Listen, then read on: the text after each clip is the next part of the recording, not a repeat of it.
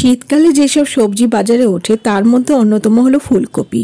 আর সারা শীত জুড়ে এই ফুলকপি দিয়ে আমরা নানা রকম রেসিপি বানিয়ে থাকি। নমস্কার বন্ধুরা, তোমাদের সকলকে রুমির হেসেল ঘরে স্বাগত জানাই। আমি রুমি। আজকে আমার রেসিপি নিরামিষ ফুলকপির রোস্ট। শীত চলে যাওয়ার আগে একবার এই রেসিপিটা বানিয়ে নাও। লুচি, পরোটা, এমনি রুটি, এমনকি পোলাও, ফ্রাইড রাইসের সাথেও খেতে ভীষণই ভালো লাগবে। তাহলে চলো আর বেশি দেরি না করে রেসিপিটা শুরু করা যাক। ফুলকপি রোস্ট বানানোর জন্য আমি মাঝারি সাইজের ফুলকপির ফুলগুলোকে এরকম করে কেটে বার করে নিয়েছি। একটু বড় বড় সাইজের করে ফুলগুলো কেটেছি। ফুলকপির ফুলগুলো খুব ছোট করে কাটলে রান্না হওয়ার পর অনেক সময় ফুলকপিগুলো ভেঙে যেতে পারে, তাই জন্য একটু বড় বড় সাইজের করে কাটবে। আর গোটা ফুলকপি দিয়ে ফুলকপি রোস্ট বানানো যেতে পারে, তবে আমি ফুলগুলো কেটেই বার করি, কারণ তাতে অনেক সময় কি হয় পোকামাকড় থাকে, সেগুলি দেখা যায়। ফুলকপির নিচের ডাটির অংশটা ভালো করে চিড়ে নিচ্ছি, যাতে এই ডাটির মধ্যে নুন মশলা ঢোকে আর তাড়াতাড়িও সিদ্ধ হয়ে যায়। ফুলকপিগুলো কেটে নেওয়ার পর এবার একটা পাত্রে জল গরম করতে বসিয়ে দিয়েছি। তার মধ্যে দিয়ে দিলাম সামান্য নুন। জলটা একটু ফুটে উঠলেই ফুলকপিগুলো দিয়ে দেবো জলের মধ্যে। ফুলকপিগুলো 2-3 মিনিট ভাপিয়ে নেবো, যাতে ফুলকপির মধ্যে ছোট ছোট যদি পোকা থাকে সেগুলোও বেরিয়ে যাবে আর ফুলকপিটাও ভালো পরিষ্কার হয়ে যাবে। 3 মিনিট পর ফিরে এলাম। এবার ফুলকপিগুলো একটা স্ট্রেনারের মধ্যে তুলে নেব, তারপর জল ঝরিয়ে অন্য পাত্রে রেখে দেবো। এইবার এদিকে কড়াইতে দিয়ে দিলাম বড় চামচে 2 চামচ সাদা তেল।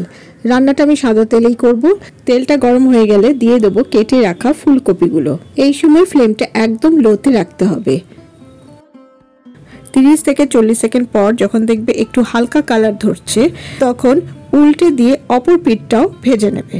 ভিডিওটা চলতে চলতে তোমাদের কাছে একটা ছোট্ট অনুরোধ, আমার চ্যানেলে নতুন বন্ধু হয়ে থাকলে সাবস্ক্রাইব করে নিও আর পাশে থাকা বেল আইকনটাকে অবশ্যই প্রেস করে দেবে, যাতে পরবর্তীকালে আমি যখনই কোনো ভিডিও শেয়ার করব তার নোটিফিকেশন তোমাদের কাছে আগে পৌঁছে যাবে। এছাড়াও আমার চ্যানেলে আরও অনেক রেসিপি পেয়ে যাবে, নিচে ডেসক্রিপশন বক্সে লিঙ্ক দিয়ে দেবো, তোমরা চেক করে নিও। 70% কুক হয়ে গেলে এবার ফুলকপিগুলো তুলে নিতে হবে। ফুলকপিগুলো এইভাবে ভাপিয়ে নিয়ে হালকা করে ভেজে নিলে রান্নাটা কিন্তু খুব তাড়াতাড়ি হয়ে যাবে আর খেতেও কিন্তু দারুণ টেস্টি হবে। এবার গ্রেভিটা করার জন্য ওই তেলের মধ্যে দিয়ে দিলাম গরম মশলা ফোড়ন।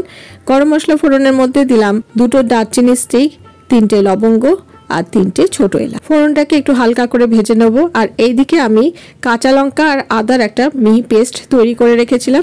এবার এই আদা কাঁচা লঙ্কার পেস্টটা কড়াইয়ের মধ্যে দিয়ে দিলাম। আমি এখানে 1 ইঞ্চি আদার টুকরো আর 2টো কাঁচা লঙ্কাকে মিক্সিতে ভালো করে পেস্ট করে নিয়েছিলাম। আদা আর কাঁচা লঙ্কা পেস্টটাকে ভালো করে নাড়াচাড়া করে নেবো যতক্ষণ না আদার কাঁচা গন্ধটা চলে যায়।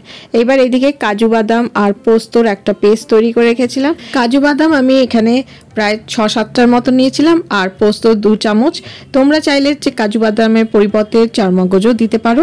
এবার এই পেস্টটা আমি কড়াইয়ের মধ্যে দিয়ে দিলাম। এই সময় কিন্তু ফ্লেমটা লোতে করে দেবে, যেহেতু কাজু বাদাম রয়েছে। ফ্লেমটা হাইতে থাকলে কাজু বাদাম তলে লেগে যেতে পারে। এবারে ভালো করে নাড়াচাড়া করে মিশিয়ে নেব। খুব ভালো করে মেশানোর পর এইবারে দিয়ে দেবো 1 কাপ পরিমাণ মতন ফ্যাটানো টক দই। টক দইটা দিয়ে কিন্তু ফ্লেমটা একদম লোতে করে দেবো। এইবারে ভালো করে মিশিয়ে নিচ্ছি। এইবারে দিয়ে দিচ্ছি স্বাদ মতো নুন। নুনটা ভালো করে মিশিয়ে নেব। এবারে দিয়ে দেবো ভেজে রাখা ফুলকপিগুলো। এবার এই ভেজে রাখা ফুলকপিগুলো ভালো করে মিশিয়ে নেব। আর এর মধ্যে আমি কোনো রকম গুঁড়ো মশলা ব্যবহার করছি না, না হলুদ গুঁড়ো, জিরে গুঁড়ো বা ধনে গুঁড়ো, শুধু আদা বাটা আর কাঁচা লঙ্কা বাটা আর কাজু পোস্ত বাটা দিয়ে এই রান্নাটা তৈরি করছি আর সামান্য টক দই। ব্যাস এইবারে মিক্সি বাটির ধোয়া জলটা আমি এর মধ্যে একটু দিয়ে দিলাম। মোটামুটি 1 কাপের মতনই জল ব্যবহার করব।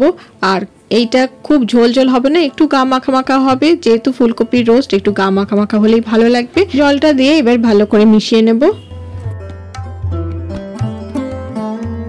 এবার টেস্টে ব্যালেন্স করার জন্য দিয়ে দিচ্ছি 1 চামচ চিনি।